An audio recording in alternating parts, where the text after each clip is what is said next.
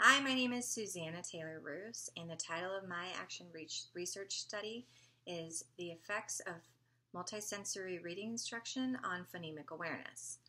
So, learning to read is one of the most fundamental and important skills a child learns to do at such a very young age. In fact, according to the NAEYC, reading achievement underlies success throughout life, both academically and externally. Too often, children who demonstrate research-based, validated signs of reading difficulties are left untreated or ignored, and in my opinion, that's a problem of practice. Phoenix-based neuropsychologist Dr. John Mather indicates there are 3 specific performance indicators that are present when children may be at risk for learning difficulties. Those performance indicators are phonemic awareness, rapid automized naming, and auditory visual processing, which is essentially comprehension. My action research study focused on the first, which is phonemic sound awareness. The target skill was to isolate initial, medial, and final sounds in 3 phoneme grade-appropriate words. The purpose of the study was to determine and explore if adding multisensory reading instruction resulted in an increase in phonemic sound awareness for children who are at risk for reading difficulties. The Orton-Gillingham method combines multisensory techniques along with structured English language instruction, according to the Institute of Multisensory Education.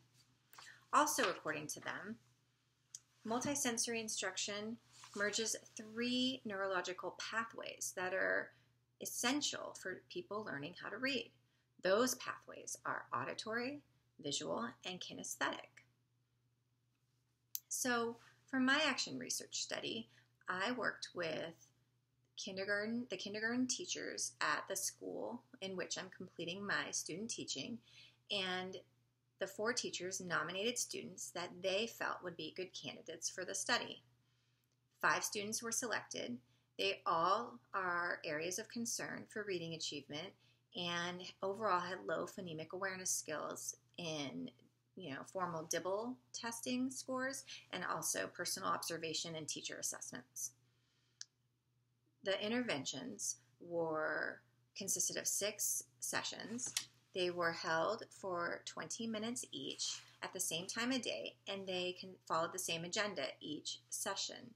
They started out with large sound cards where we said the letter, keyword, and sound, using large flashcards. Then we finger traced letters while we said the letter, keyword, and sound. And then finally, the students built 3 phoneme words using magnetic letter tiles. I collected baseline data. I collected data during each session and then did a final assessment to measure results post-intervention.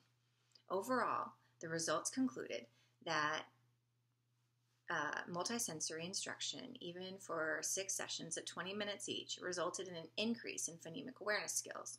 Specifically, the participants were able to increase their ability to accurately produce the initial and final phonemes in 3 phoneme words.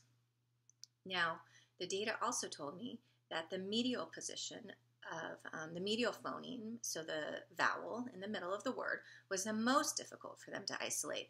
And in that case, the data was essentially unchanged. So implications tell me that the data can be used to guide future research and future instruction. So I am able to go back to these students and their primary teachers and share that perhaps they need more instruction or intervention with respect to vowels and their sound and isolating those sounds in the middle of the words. The other implication is related to instruction.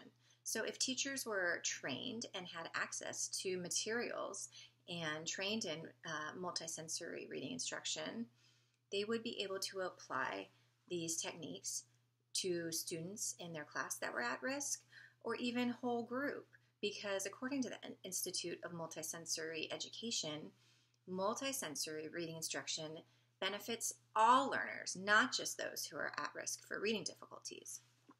So in summary, the results of the Action Research Study that I conducted endorses and validated previous research studies on the power of multisensory reading instruction. Shuffle et al., DiLorenzo et al., Ashby and Campbell et al. All found that when adding or supplementing multisensory-based reading instruction resulted in higher achievement for nonsense word fluency, decoding skills, and even blending, which are all related to phonemic awareness. So there is power in multisensory reading instruction.